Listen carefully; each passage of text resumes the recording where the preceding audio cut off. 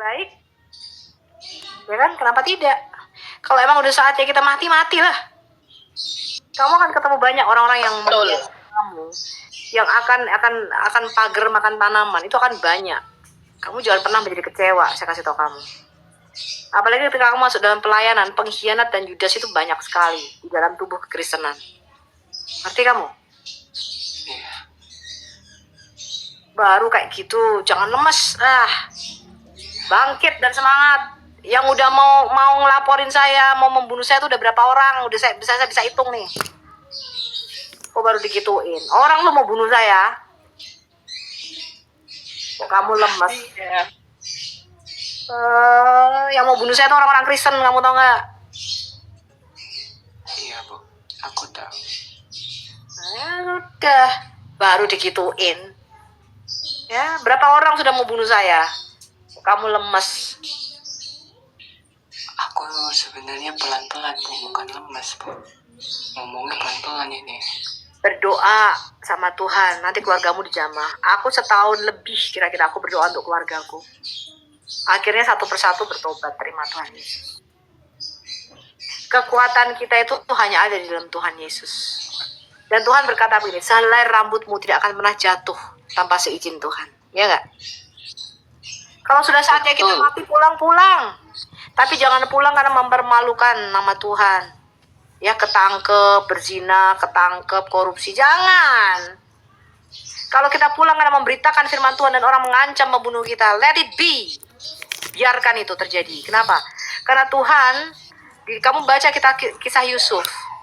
Saudara-saudaranya mereka perkara yang jahat untuk Yusuf, betul? Kita ini baru orang-orang yang kita nggak kenal mengancam membunuh kita. Yusuf itu diancam dibunuh oleh siapa? Keluarganya sendiri, kakak-kakaknya, ya nggak Pak? Ya nggak? Betul. Kakaknya bilang kita bunuh aja nih adik kita nih, kita matiin aja nih, karena iri hati, karena dengki. Jadi kamu jangan pikir Leonin, ketika kamu masuk ke dalam Kristen, kau pikir orang Kristen itu semua bersayap, bohong gitu.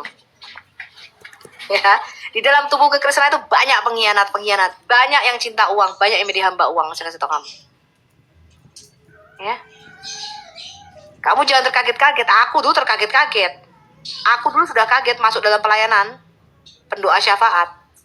Gue kaget tuh lihat orang-orang pendoa syafaat bisa begitu bocor mulutnya, tukang gosip. Lebih kaget lagi pendoa syafaat nuduh gue nyuri uang. Kaget gak lo? Temen yang kita percaya yang sehari-hari makan, gue kentut dia tahu loh. Itu teman yang tinggal satu rumah sama saya loh. Nuduh saya mencuri uang loh. Satu pelayanan sama saya loh. Kaget gak kamu? Kaget, udah kaget ya. Saya masuk dalam dunia kerja lebih kaget lagi karena saya orangnya lurus. Sudah orangnya jujur, lurus pura saya, nggak bisa belok. Begitu masuk ke dunia kerja tambah kaget lagi ya, ternyata orang saling sikut menyikut. Saya baru tahu tuh di situ tuh dunia nyata. Ya, saya sekolah aja kagak pernah nyontek, Cong. Lu bayangin. Gue dibohongin orang aja gue percaya loh. Saking lempengnya, saking polosnya saya. Jadi begitu masuk di dunia nyata, di mana orang itu saling punya kepentingan sendiri, saya kaget. Tapi kamu akan lebih kaget lagi ketika kamu masuk di dalam dunia pelayanan. Saya kasih tahu kamu, semakin kamu dewasa di dalam Tuhan Yesus, semakin kamu akan menajamkan besi, manusia menajamkan sesamanya. Ya, kamu akan ketemu dengan orang-orang yang mempunyai motivasi yang sama sekali tidak rohani, sekalipun labelnya mereka orang Kristen. Dan kebanyakan motivasinya iri hati, dengki, dan apa? Uang. Mereka jatuh di 3 hal ini. Ya, terutama masalah keuangan.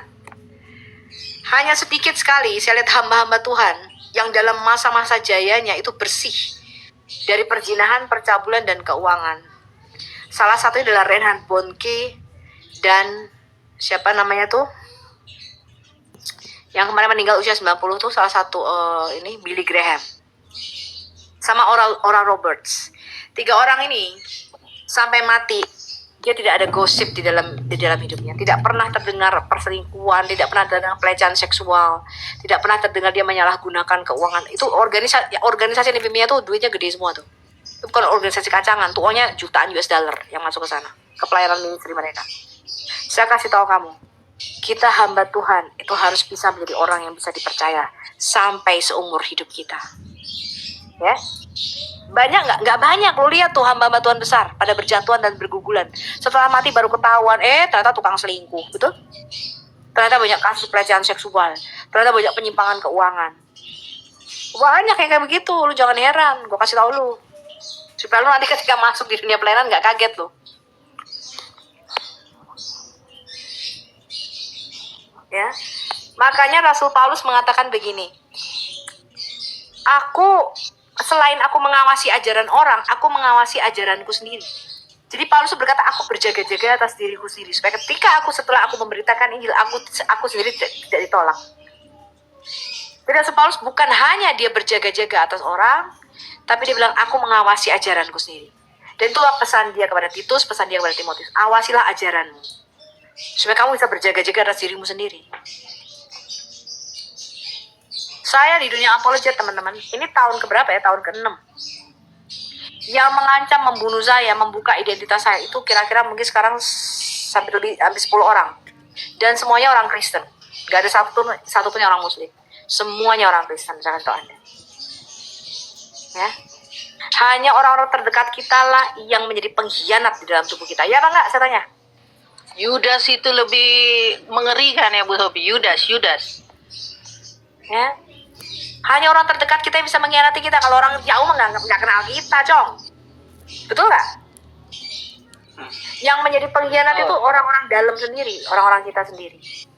Makanya saya katakan, saya baru kaget-kaget, saya baru tahu ketika saya masuk di dunia apologet. Itu saya kaget banget loh. Saya tidak menyangka karakter orang Kristen seperti itu. Itu saya nggak menyangka, teman-teman. Saya sampai sekarang tuh masih merenungkan, kok bisa gitu loh. Kok bisa gitu loh. Padahal setiap hari ngomongnya firman Tuhan nih, betul nggak, Fet? Betul, Bu Sophie.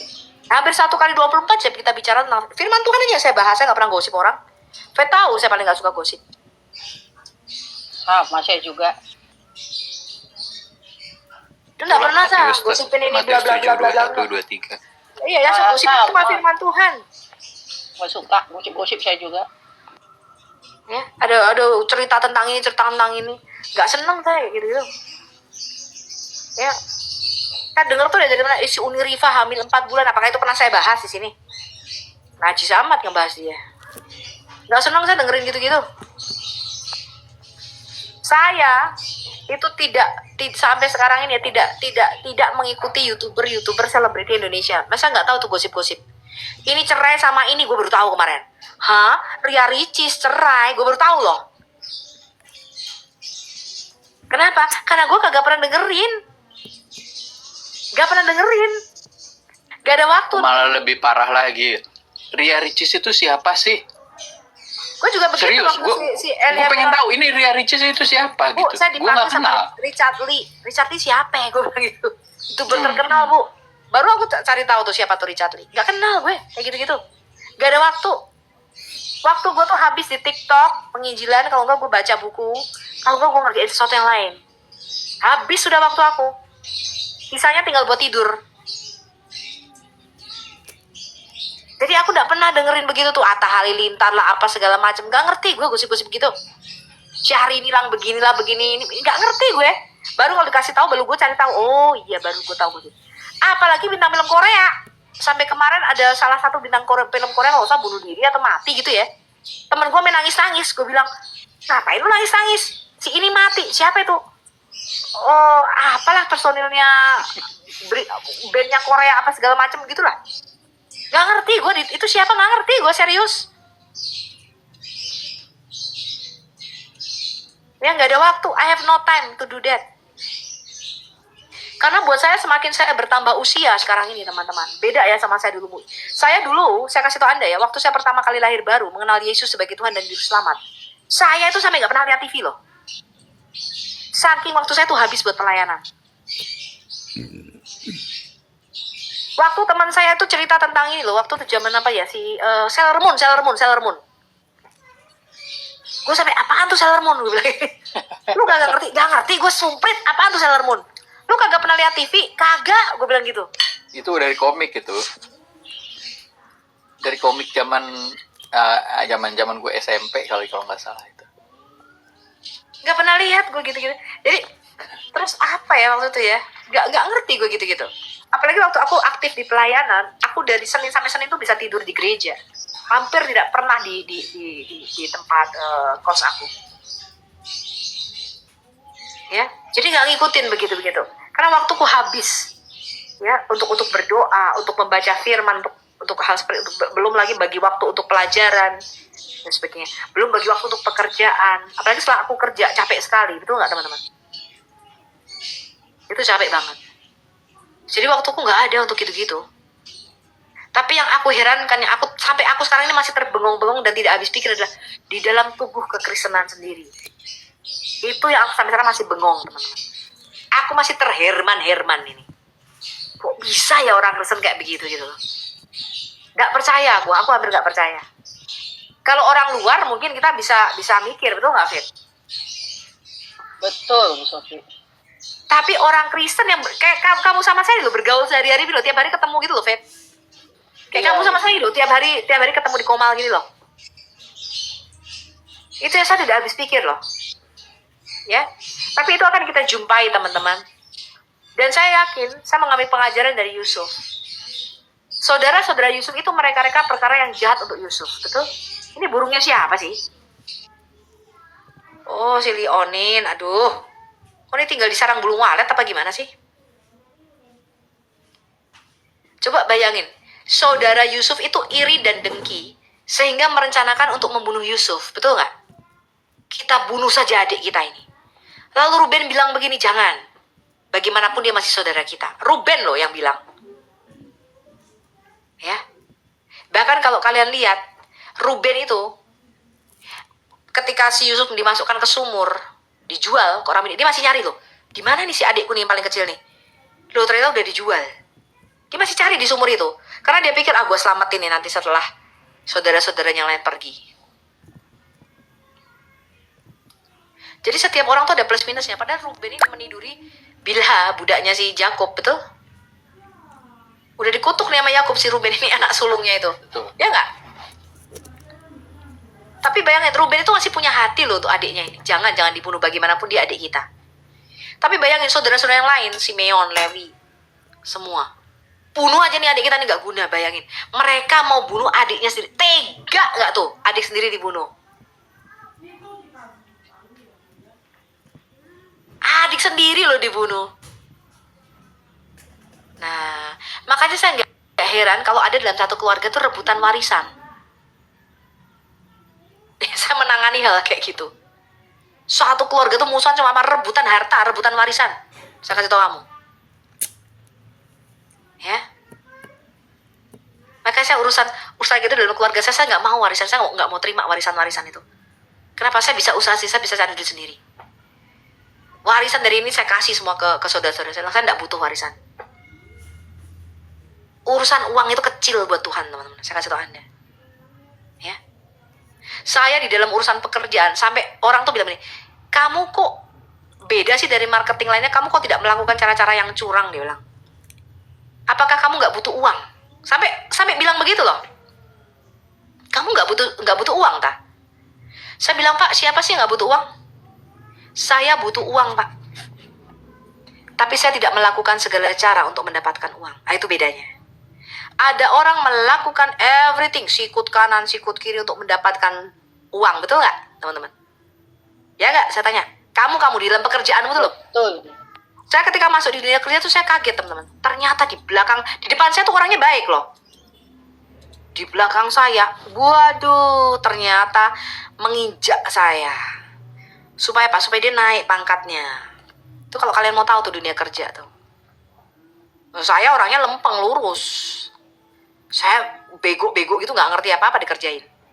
Karena saya pikir semua orang itu jujur. Saya pikir apa yang diucapkan orang keluar dari mulut tuh meluap dari hati. Karena saya orangnya begitu, jadi apa yang keluar dari mulut saya itu keluar dari hati saya gitu. Tapi ternyata tidak semua orang loh, teman-teman. Apa yang keluar dari mulutnya itu keluar dari hatinya dia tuh enggak loh. Antara hati sama mulut dia tuh bisa beda loh. Gue kasih tahu lo di sekarang nih. Ada banyak orang-orang, apa yang keluar dari mulutnya dia yang manis di depan kita, itu bukan cerminan isi hatinya sebenarnya. Pada Alkitab berkata apa yang keluar dari mulutmu itu meluap dari hatimu, betul nggak? Betul. Tapi saya bertemu dengan Salah, orang-orang ayat 23. yang di mulut dan di hati itu bisa beda loh, gue tahu. Lu tahu nggak? Dia merencanakan sesuatu yang jahat di dalam hatinya, tapi mulutnya bisa berbicara manis sama kita.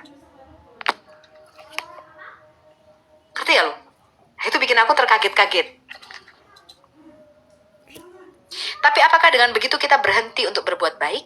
Apakah dengan begitu kita berhenti untuk mempunyai integritas? Apakah dengan begitu kita mau melakukan kecurangan yang sama dengan mereka? Tidak. Sampai semua orang bilang, kamu kenapa sih nggak mau nyontek? Munafik lo, katanya gitu. Sok suci, gitu. Saya belum Kristen loh waktu itu. Saya bilang, saya nggak mau melakukan cara-cara kecurangan, saya bilang. Saya nggak mau curang. Saya nggak mau lakukan itu. Maka saya itu tidak cocok jadi anggota DPR, teman-teman. Nggak bisa ini ya apa politik dagang sapinya nggak Nggak bisa. Nggak bisa menerima suap dan tidak bisa nyogok. Nah itu problemnya.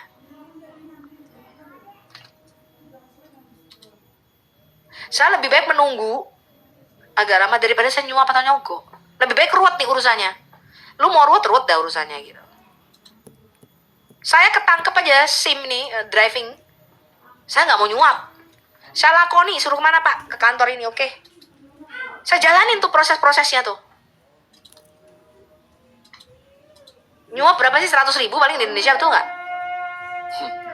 Betul nggak? Kalau lu ketangkep nih SIM nih. Lu kan nyuap paling berapa sih? 100.000, 150.000 diem. Bu, mau cara damai apa enggak? Enggak, saya ngapain damai-damai sama lu? Mana? Ke kantor mana? Gue mesti ke kantor mana? Kantor sini bu. Ini. Saya jalanin tuh. Prosesnya ibu harus begini. Saya jalanin teman-teman prosesnya. Kalau mau cara gampang, betul nggak? Sumpel aja 150.000. Ibu mau damai di tempat nggak? 150.000 enggak, saya bilang. Saya ambil aja SIM-nya, bapak taruh di mana? Sana bu. Ibu harus begini. Ya nggak apa-apa, saya jalanin. Emang saya salah, mau bilang apa? Emang saya salah kok ngelanggar lalu lintas. Saya nggak tahu rambu-rambunya nggak boleh ke kanan, saya belok kanan. Emang saya salah pak. Saya jalanin. Gitu loh teman-teman. Makanya kagak cocok gue jadi anggota DPR. Bisa dimusuhin satu ini, betul nggak?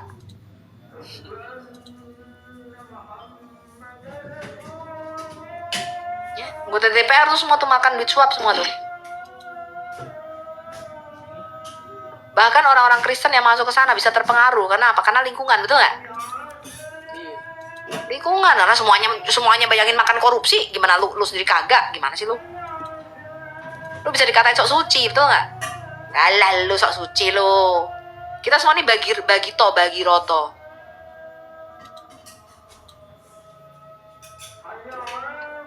Saya tuh loh punya kenalan anggota DPR. Semua dibagi roto, teman-teman. Bagi roto namanya. Gelangnya segede-gede nih. Kalau pakai tangan tuh kayak toko emas berjalan tuh kalau pakai gelang. Tiap hari masukin duit cash, tiap berapa bulan ya masukin cash. Nah, itu cash itu nggak boleh pak, bapak masukin uang cash ke kita. Nah, bapak akan ditanyain, karena itu money laundering. Ngerti nggak? Mereka dibaginya pakai duit cash teman-teman. Anggota-anggota pemerintah, DPR tuh kalau nyuap mereka pakainya cash. Dan duitnya tuh ditaruh di kardus itu loh. Kardusan tuh duit cashnya mereka tuh di kardusan. Indonesia Raya tuh. Gue kasih tahu lo.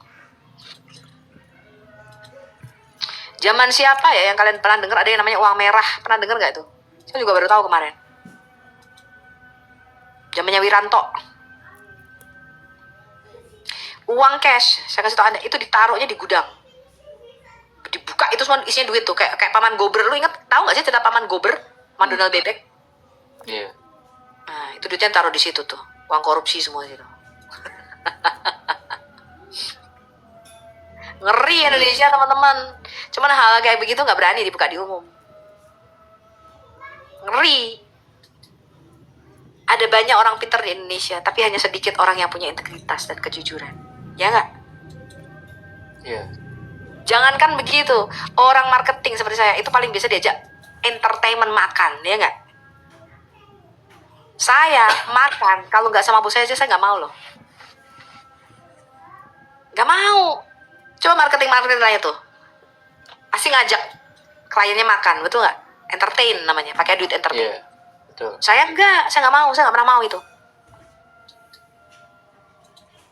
Tapi saya bisa bertahan, heran nggak tuh? Belasan tahun di dunia yang penuh dengan carut marut seperti itu. Yang orang katanya tanda tangannya di atas pusar. Marketing itu tanda tangannya di atas pusar katanya. Kenapa? Integritas dan kejujuran nomor 1, teman-teman. Dan saya melihat orang-orang yang seperti itu adalah orang-orang yang diberkati oleh Tuhan. Lihat itu Yusuf. Bagaimana dia dipercayakan hal yang kecil kepada Potifar tuannya ketika dia mengelola segala sesuatu yang ada di rumah tuannya. Dia dipercayakan sesuatu yang kecil sampai tuannya percaya kepada dia, betul gak? Berarti ini orang yang bisa dipercaya. Sama seperti nanti ketika Tuhan Yesus datang kedua kali, dia gak cari, anakku mana yang pintar khotbah, anakku mana yang pelayanan hebat, ini nyembuhin orang sakit nih, tiap hari doain orang sakit tuh, hebat ini anak nih, tumpang kaki aja sembuh nih orang sakit. Tuhan berkata begini, sabas hai hambaku yang dipercaya, yang setia. Betul gak? Setia itu artinya orang yang bisa dipercaya seperti Musa. Musa itu dikatakan Tuhan orang yang setia, orang yang bisa dipercaya di dalam seluruh segenap apa yang Tuhan berikan pertanggungjawaban sama kita. Yang Tuhan taruh beban di pundak kita, Musa itu orang yang bisa dipercaya. Dan itu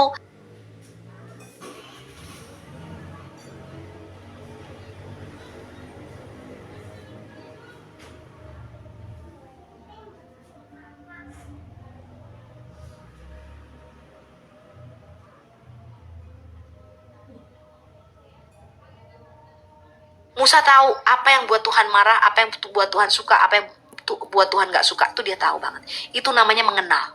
Sama seperti saya sama Faith. Saya tahu Faith itu kalau dia ini gak sukanya di mana, saya ngerti. Oh kalau begini dia marah tuh. Coba kalau nggak percaya, lu uji dia. Ada titik red button ketika itu ditekan, Faith akan marah. Betul nggak? Iya, kalau saya udah sekali ngomong tentang satu hal ini, udah stop, diterusin saya marah pasti Bu Sophie. Iya, karena ini komal-komalnya dia, lu jangan lawan. Gue udah tahu. Iya, saya gitu orangnya. Gue tiap hari bergaul sama si Faith. Gue ngerti tombol ini kamu tekan, kamu jangan sekali-kali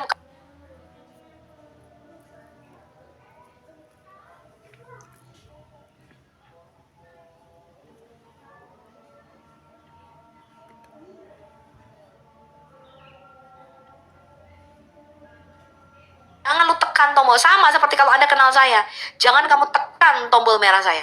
Begitu kamu tekan tombol merah saya pasti meledak, pasti marah. Itu kalau kamu kenal saya secara pribadi. Ya, itulah namanya hubungan yang intim dengan Tuhan. Sama seperti suami dan istri. Suami cuman batuk kayak Randy ini tadi. Kamu udah tahu ini saatnya bikin kopi, betul? Iya apa enggak?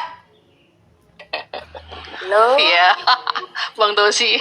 Pagi-pagi suami saya batuk aja sudah tahu saya, oh nasi goreng, oh kopi. Kalau nggak ada dia marah.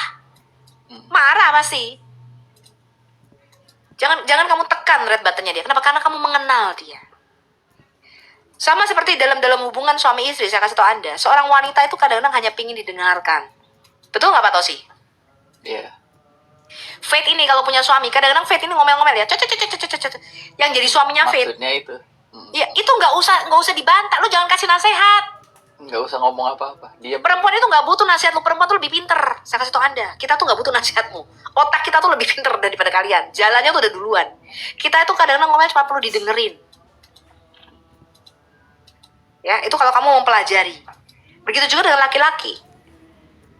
Dia sekalipun lu anggap ini suami gue lebih goblok, lu tetap harus hormati dia. Karena suami tuh punya pride, betul nggak? Padahal dalam hati, ini orang goblok banget sih suami gue. Gitu. Tapi di depan dia, Pah, lu pinter, Pah. Nah, lu mesti tahu cara ngomongnya sama dia. Betul nggak, Fit? Belum tahu ya Bu, saya belum punya. Ya, itu maksud gua. Kalau tidak, itu akan terjadi kesalahpahaman terus. Terus itu akan cekcok terus tuh.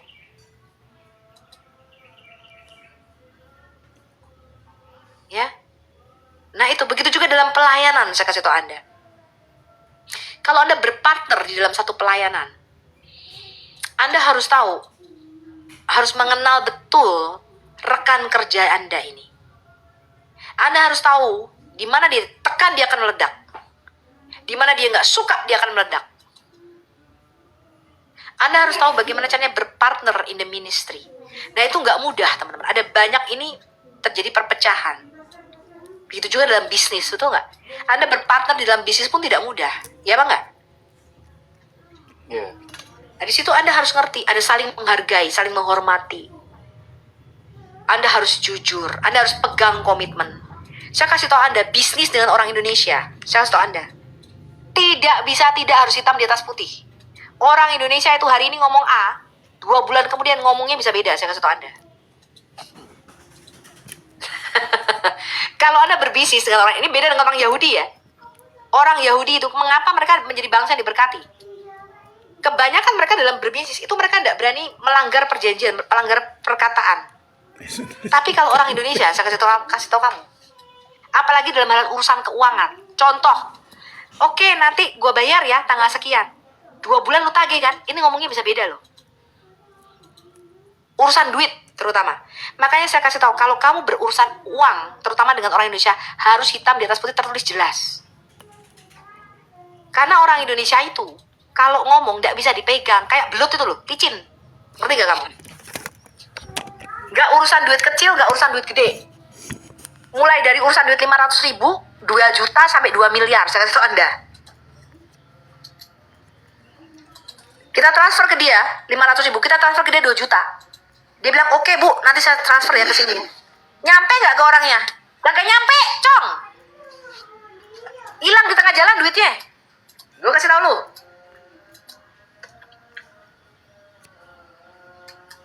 Kalau gak percaya, coba kamu urusan bisnis sama orang Indonesia. Ya, itulah sebabnya orang Yahudi itu diberkati kalau mereka menggunakan prinsip-prinsip ini loh. Ini ada di kitab Amsal ini loh, prinsip keuangan. Saya kasih tahu kamu ada satu cerita orang Yahudi, pengusaha emas atau pengusaha permata ya, nggak tahu ya. Dia itu harus bayar suppliernya teman-teman. Dia harus bayar suppliernya dia. Dia dirampok.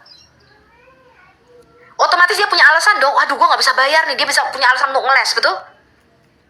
Gue nggak bisa bayar nih karena gue dirampok, betul nggak? Iya. Tapi dia nggak mau loh.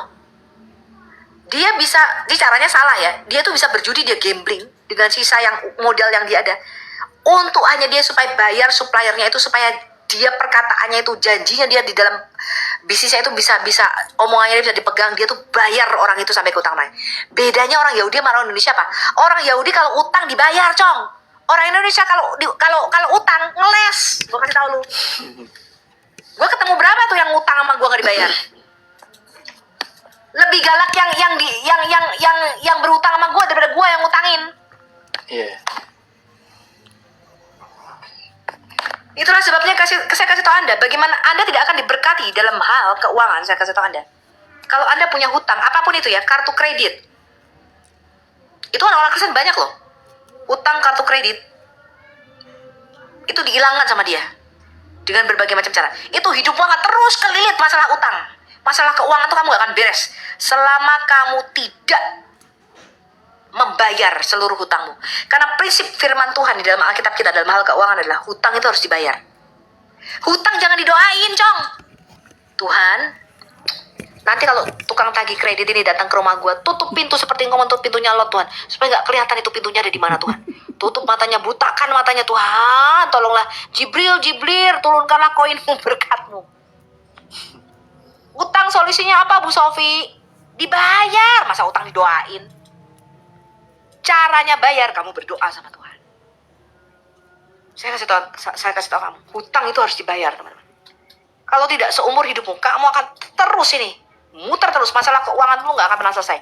Kamu tidak akan pernah diberkati Tuhan. Itu saya lihat dalam hidup teman-teman saya. Ya, kamu boleh percaya, boleh nggak percaya perkataan Bu Sofiatul, ya. Tapi, ya, saya mengenal orang-orang yang seperti itu, yang terhindak, yang ngeles dari bayar hutang, hidupnya sampai sekarang bulat terus di situ tuh. Gak pernah maju di dalam hal keuangan, gak pernah bebas. muter terus tuh. Padahal utangnya kan udah nggak dibayar kan, udah dilunasin. Tapi hidupnya tuh nggak bisa maju. Usaha apapun tuh gagal, saya kasih tau Anda. Karena prinsip firman Tuhan dia nggak tepatin.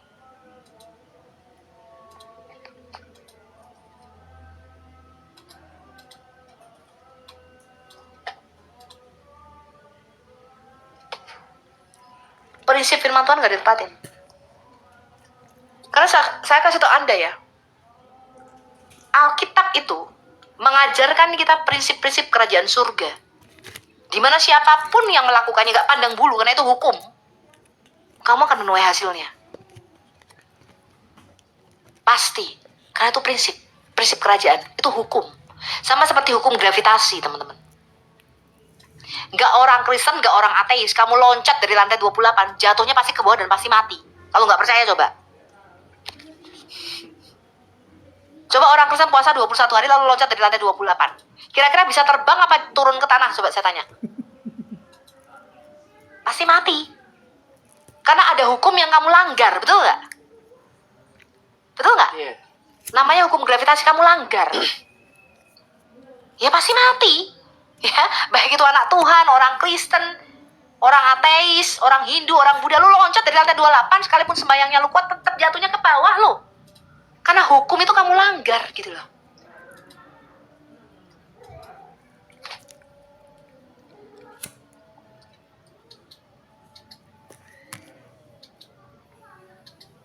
Ya, makanya di dalam kitab Taurat Musa itu ada caranya bagaimana kalau kamu berhutang kepada seseorang kamu harus mengembalikannya ditambah 20%. Itu ada hukum-hukumnya teman-teman di dalam Alkitab kita. Kalau kamu dipercayakan suatu barang lalu kamu hilangkan, kamu diminta pertanggungjawaban loh. Itu ada di dalam kitab Taurat kita. Nah, orang Kristen sekarang jangankan dipercayakan barang bisa hilang, teman-teman. Dipercayakan duit aja bisa bablas itu duit. Betul nggak? Duit 2 juta. Lu transfer ya ke sini ya, Cong. Gak. Bu, saya pakai dulu ya duitnya. Mampus gak lu? Duitnya kagak bisa dipercaya. Duit. Bagaimana mungkin Tuhan mempercayakan kamu uang 2 miliar kalau uang 2 juta kamu gak bisa dipercaya? Itu loh maksud saya. Udah gak?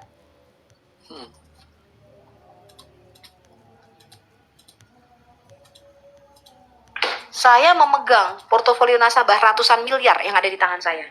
Kalau saya mau menyalahgunakan itu, teman-teman, bisa. Tapi 1 sen pun tidak terhilang. Kenapa? Karena saya mengelolanya seperti saya mengelola uang saya sendiri. Apa yang saya lakukan itu bukan untuk manusia, tapi untuk Tuhan. Baik, kita berkata, apapun yang kita lakukan, lakukanlah bukan seperti untuk manusia, melainkan untuk Tuhan. Betul nggak? Yeah. Manusia nggak lihat kamu, nggak lihat kejujuranmu. Orang jujur itu nggak laku di dunia. Dunia bisnis nggak laku orang jujur. Tapi Tuhan melihat itu. Tuhan melihat itu. Dan saya nggak berani macam-macam bukan karena tidak ketahuan sama bos. Karena saya melakukannya untuk Tuhan.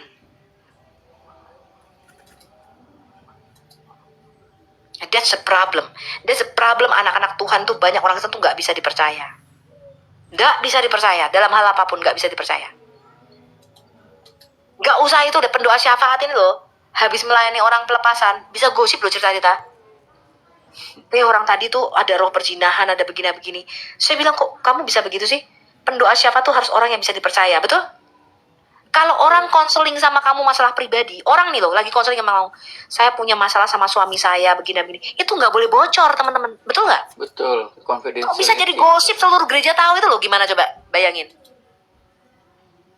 Nggak boleh, artinya kamu tuh bukan hamba yang bisa dipercaya. Ya. Nah anak-anak Tuhan sayangnya bocor mulut kemana-mana ngomongnya, nggak bisa dipercaya. Karena saya itu dipanggil Tuhan pertama kali pelayanan saya adalah pendoa syafaat. Karena saya mungkin nggak bisa apa-apa ya, saya nyanyi suara fales, main musik nggak bisa, gitar aja C mulu kan adanya. C D C D C D C D pindah gitu. Kayak aku C doang bisanya. Iya C D C D C D begitu doang gue bisanya. Bisanya ecek-ecek tuh, ecek. Mungkin karena saya nggak kepake di bidang apapun, Tuhan panggil saya. Udahlah nak, kamu nggak bisa ngapa-ngapain, doa aja dulu. Karena waktu Tuhan pilih saya bilang Tuhan saya tidak layak. Sama seperti Yohanes mengatakan membungkuk dan membuka tali kasutnya pun aku tidak pantas. Saya bilang Tuhan saya nggak bisa apa-apa. Nyapu gereja aja tuh udah bersyukur saya bilang. Kalau Tuhan mau pakai saya jadi tukang sapu gereja, tukang bersihin toilet gereja, itu udah saya bersyukur. Tapi Tuhan panggil saya untuk bersyafaat, untuk berdiri. Saya tuh nggak apa sih doa syafaat sosial, gue nggak ngerti tuh syafaat tuh apaan sih. Orang yang berdiri Sofiatul, yang berdoa bagi bangsa Indonesia, berdoa bagi orang lain. Berdoa ini, itu berdiri antara Tuhan dan manusia. Oh, itu pendoa syafaat, gue bilang gitu. Ya udah gue mau deh. Habis gue nggak bisa ngapa-ngapain gimana? Main musik kagak bisa, nyanyi kagak bisa, main drum kagak bisa, main gitar apalagi. Adanya CD mulu. Ya udahlah, itulah yang bisa gue lakukan. Betul nggak? Iya. Tetapi saya bilang, di dalam pelayanan saya, ketika Tuhan panggil, kita itu harus bisa menjadi orang yang bisa dipercaya. Bagaimana mungkin orang konseling sama kamu masalah pribadi itu bisa sampai kemana-mana, coba bayangin. Bagaimana mungkin rahasia orang itu bisa kamu beberkan kemana-mana. Orang Kristen loh. Itu orang-orang yang tidak bisa dipercaya, betul? Itu yang saya nggak habis pikir. Orang-orang Kristen tidak bisa dipercaya itu saya nggak habis pikir, teman-teman.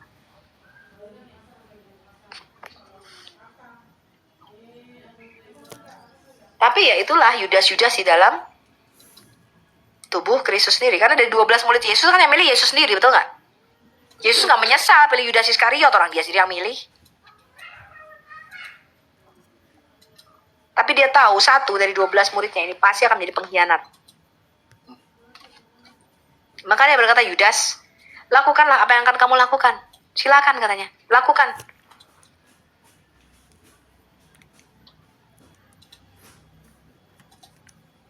Tapi percayalah teman-teman, sama seperti Yusuf, kita punya satu respon gini. Sekalipun kalian merencanakan mereka-reka hal yang jahat terhadapku, betul kata Yusuf?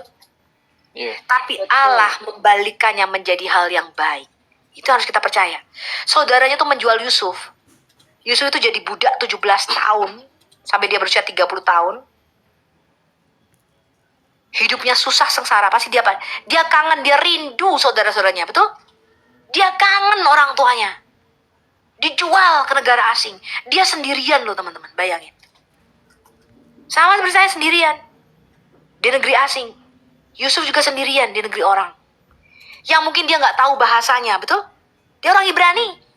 Lu ngomong sama orang Mesir, gimana coba ngomongnya coba? Betul nggak?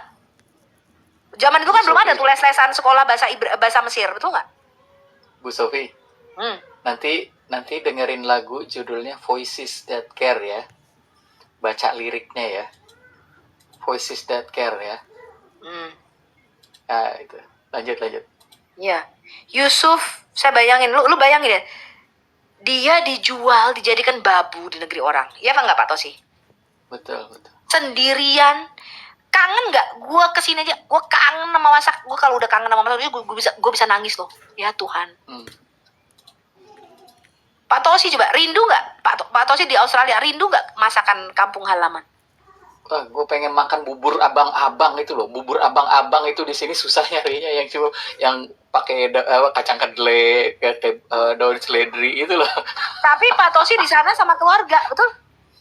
Enggak, belum. Oh ya udah, kalau Belum. gitu jomblo sama-sama.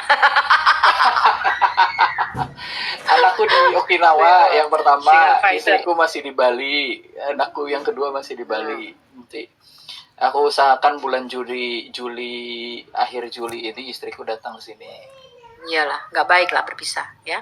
Nah, bayangin si Yusuf ini di negeri orang yang jauh dari ayahnya deh. Dia itu anak manja, betul nggak? Di rumah dimanja-manja, digadang-gadang. Anak Lu kesayangan. bakal kaget di negeri orang, Fit. Di negeri kita apa-apa pakai pembantu, betul? Betul. Gua di rumah kagak ada pembantu, Cong. Di sini apa-apa sendiri. Tapi kalau saya sih dari kecil udah biasa Bu Sofi. Dari kecil saya udah biasa bekerja. Dari kecil masak apa sih udah ngalamin. Dari kecil SD itu udah belajar masak. Udah gitu. Ya, intinya sekarang lu bayangin aja, Yusuf di negeri orang sendirian, dijual sebagai budak, sebagai pembantu. Sedih nggak hatinya dia? Saya rasa setiap hari dia hancur hati, dia nangis pasti. Yang itu mungkin tidak diceritakan dalam Alkitab kita. Tapi bayangin ketika dia bertemu dengan saudaranya, dia lihat saudaranya, dia sampai keluar Nangis. ke kamar sendiri, dia sampai nangis, betul di situ dia nangis. Jadi hatinya tuh lembut deh. Dia nangis, dia bilang, aku kangen sekali sama saudaraku, aku kangen, aku rindu sama ayahku. Shalom Aleichem, salam semuanya teman-teman. Ya, shalom, shalom. Ya, shalom. Lu bayangin dalam kondisi seperti itu, saudaranya ada yang peduli nggak? Nggak ada. Tapi Yusuf dendam nggak sama mereka? Enggak. Yusuf bilang, kamu memang mereka-reka perkara yang jahat terhadap aku. Tapi Allah membalikannya menjadi sesuatu yang baik. Luar biasa Yusuf ini. Luar biasa hatinya. Ya, itu sama seperti Tuhan Yesus. Ketika di atas kayu salib dia bilang, Bapa, mereka tidak tahu apa yang mereka lakukan. Ampunilah mereka. Luar biasa loh teman-teman. Ya. Yang nyalipin Tuhan Yesus. Yang ngeludahin mukanya Yesus. Yang memakukan salib itu dengan lu tahu nggak betapa cambukannya itu luar biasa. Kamu kalau lihat filmnya The Passion of the Christ. Ya, betapa dahsyatnya Tuhan Yesus itu menanggung kutuk dosa kita. Dan Tuhan dengan sisa-sisa tenaganya dia tuh udah kehausan. Tuh bayangin tuh nggak minum, dia kehausan, kelaparan. Dengan sisa tenaga dia masih bilang, Bapa, ampunilah mereka, karena mereka tidak tahu apa yang mereka lakukan. Mereka nggak tahu apa yang mereka katakan, Bapak. Makanya saya bilang apa? Yang mengkhianati kita tuh orang-orang Kristen sendiri. Yang mengkhianati saya tuh bukan orang lain, teman-teman. Orang Kristen sendiri, satu pelayanan. Bukan orang lain, bukan orang luar. Tapi saya percaya, respon sikap hati kita menentukan. Nah, ini pendeta saya bagus kemarin bilang gini. Sof, dia bilang gini. Bukan masalah kamu benar atau salah. Kita tahu semua kamu itu posisinya benar. Tapi respon kamu terhadap masalah ini itu menentukan ke depannya. Bukan benar salahnya. Kita nggak bicara benar apa salah. Kita udah tahu siapa yang benar, siapa yang salah. Tapi bagaimana kamu meresponnya. Kita tahu Yusuf itu posisinya betul nggak? Yesus juga benar, betul nggak? Salah apa Yesus? Pontius Pilatus mengatakan, aku tidak mendapati kesalahan apapun yang setimpal dengan hukuman mati. Betul nggak? Posisi mereka betul. Orang yang benar. Ketika Yusuf dituduh sama tante Potifar mau menidurinya, mau memperkosa, Yusuf membela diri nggak? Enggak loh. Yusuf dimasukin penjara, betul? Iya. Yusuf diam loh. Di penjara dia cukup lama loh. Di penjara berapa tahun tuh Yusuf? Dan dia berkata apa? Aku tidak berbuat sesuatu apapun, kesalahan apapun sehingga aku layak dimasukkan dalam penjara ini. Dia nggak membela dirinya, teman-teman. Respon kita itu menentukan. Dan aku pikir ini benar juga nih. Bagaimana kita merespon terhadap satu masalah ini? Itu yang menentukan. Kita cenderung membela diri kita ketika kita benar, ya apa enggak? Betul. Ya pasti dong, itu reaksi, wajar. Ya, Gua benar kok lu salahin, gitu loh. betul nggak? Apologet apalagi sifat. Nah, apalagi saya seorang apologet, betul nggak? Pembela kebenaran kan gitu. Udah dalam Reaksi darahnya. spontan, betul nggak? Iya. Seorang apologet coba kalau kayak Fed begini, otomatis reaksi spontan ketika dia disalahkan, dia itu reaksi tuh keluar otomatis spontan. Otomatis. Tapi kita belajar menahan diri, teman-teman. Dalam kasus seperti ini, saya menahan diri saya. Sampai pastor saya bilang, bagus, kamu coba tahan diri. Kamu doa puasa katanya, supaya kamu tahan diri dan emosi kamu. Bukan benar apa salah Sofiatu, tapi reaksi kamu dan respon kamu menentukan. Dan itu yang saya coba belajar, teman-teman. Ya, bagaimana saya merespon terhadap orang yang menampar pipi kanan saya. Apakah saya mau memberikan pipi kiri saya? Apakah saya tonjok balik itu orang? Betul nggak?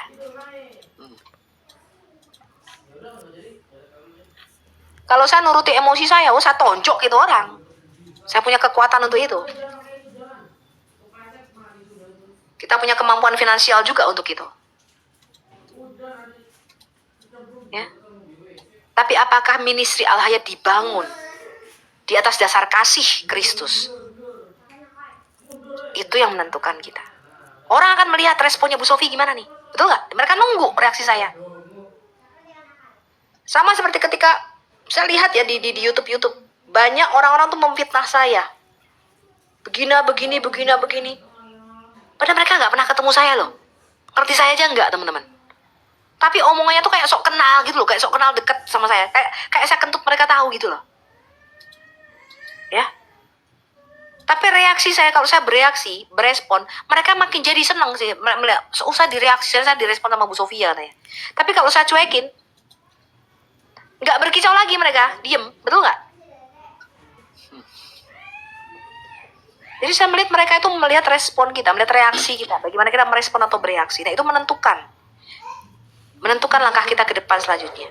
Ke depan ini pasti akan ada banyak lagi masalah-masalah yang akan kita hadapi. Apalagi kalau Tuhan membawa pelayanan kita semakin besar. Dan saya melihat Al-Hayat ini dibawa Tuhan semakin besar. Dipercayakan pelayanan yang lebih besar lagi. Dan untuk hal itu, saya melihat pasti akan ada lebih banyak lagi orang yang iri, dengki, memusuhi saya, mengancam saya, betul? Iya. Pasti itu banyak. Karena saya belum apa-apa aja udah terima ancaman banyak loh teman-teman. Pasti saya tuh nggak ada apa-apanya loh. Betul nggak? Saya tuh siapa sih? Gak ada apa-apanya. Saya cuma ibu-ibu rumah tangga yang berapologet memberitakan firman.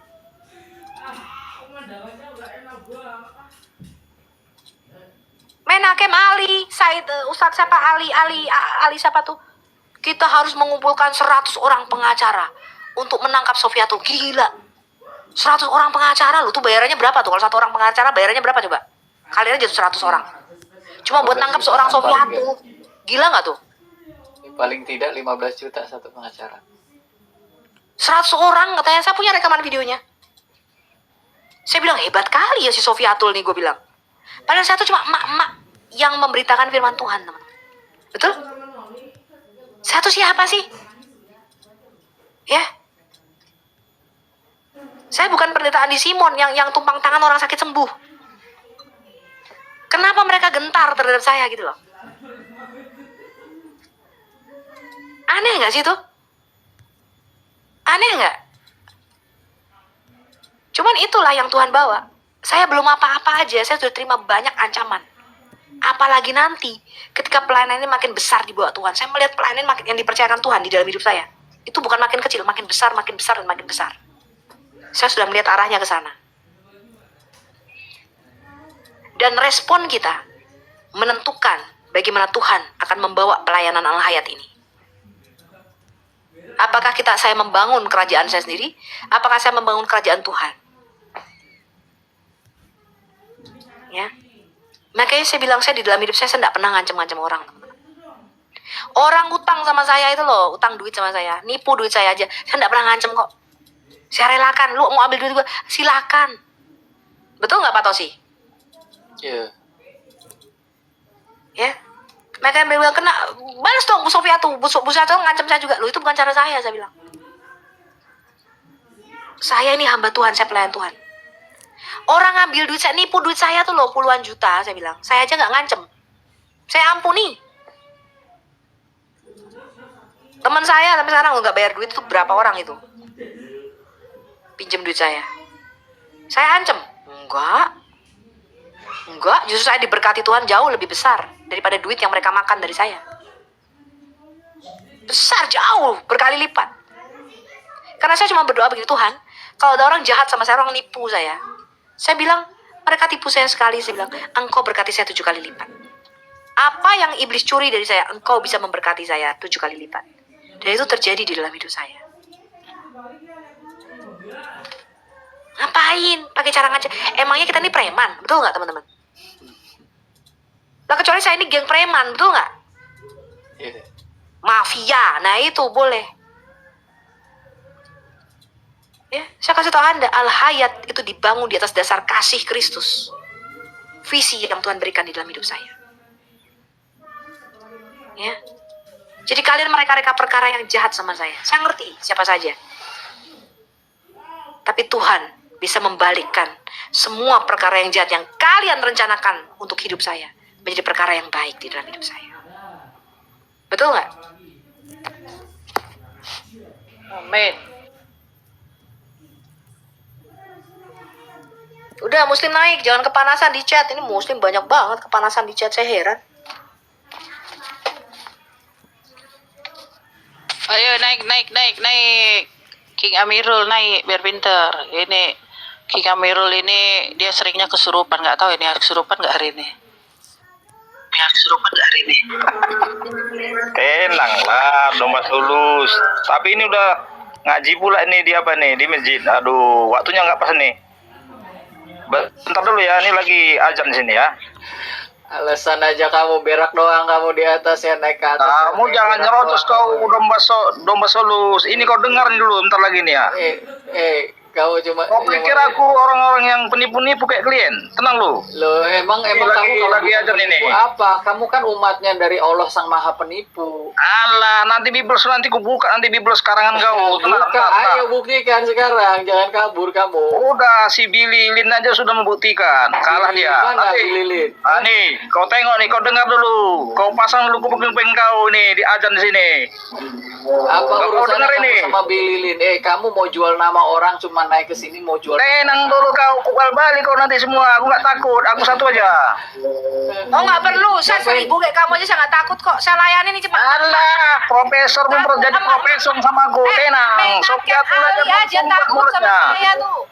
Ustadz Sofia tuh aja tuh takut sama sumbat Sofia mulutnya. apalagi kamu. Alah kau lah. Saya tagih takut sama saya apalagi kamu. Kau pikir takut? Biblos itu karangan, biar ku buktikan nanti. Alimu aja takut sama Sofianto, bayangin. Alah, itu cuman karang-karangan saja. Nanti ku hadapi habis azan ya, bentar ya. Bentar. Ntar kok takut sama Ajan, woi. Kok takut sama Ajan? Kau dengar Ajan takut. nanti iblis kalian nanti lari. Nih. Nanti iblis kalian kepanasan. Ini. Enggak. Izin. Kamu Iya, kok disuruh takut izin. kau? Kayak nabimu. Ini kafir kalian nanti lari. Nih. Orang ini kalau ada Ajan wajib diam, bentuk si takut orang sama Ajan ini. Nanti di mute ya. Ini kafir kalian takut. Turunin aja, nanti kita dikerumunin Turun jin aja, kan kamu kayak nggak guna nabinya. kamu Dah, kalau tuh. kalau pengen ya. Kalau pengen Jangan, naik ke atas. azan itu nanti kita dikerumunin jin sama kayak nabi Abis nanti kau sholat balik lagi ke atas. Jangan kayak orang botol. Ya, naik ke atas kalau udah tahu bukan waktunya, ya jangan naik ke atas. Kamu naik ke atas cuma pengen berak doang, itu cuma pengen menghujat-hujat. Buat apa? Itu kan Itu ajaran dari dulu Islam, gitu. hujat.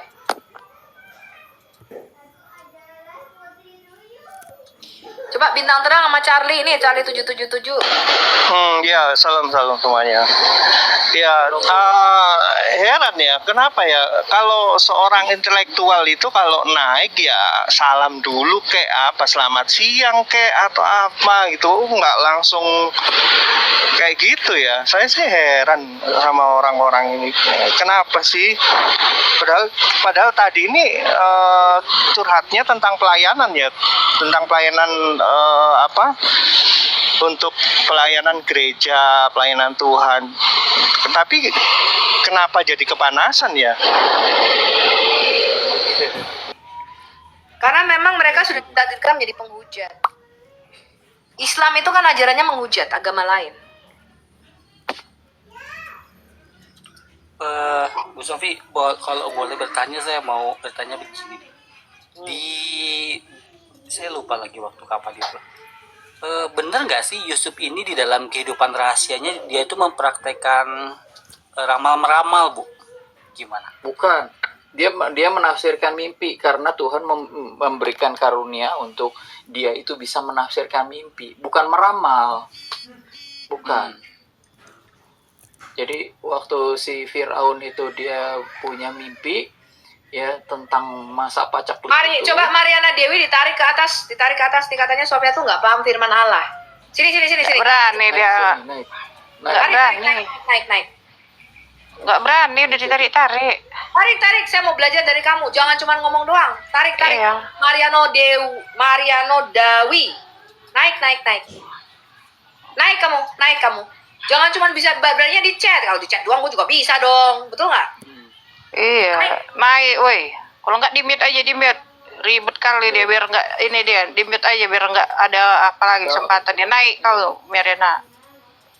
Capek Kamu bisa kali. bilang kamu nggak paham firman Tuhan. Kamu emang lulusan apa?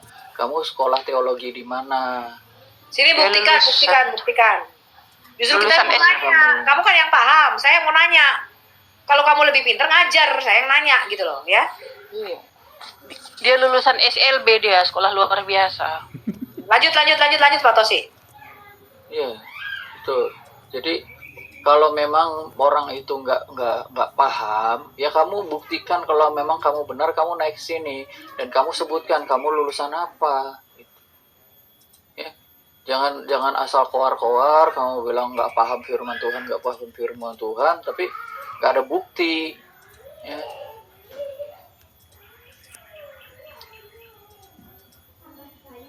Ayo naik kelas teman-teman yang lain. Ini ada Fitri Hamzah. Iya bang. Ya gimana? Kabar, Silo.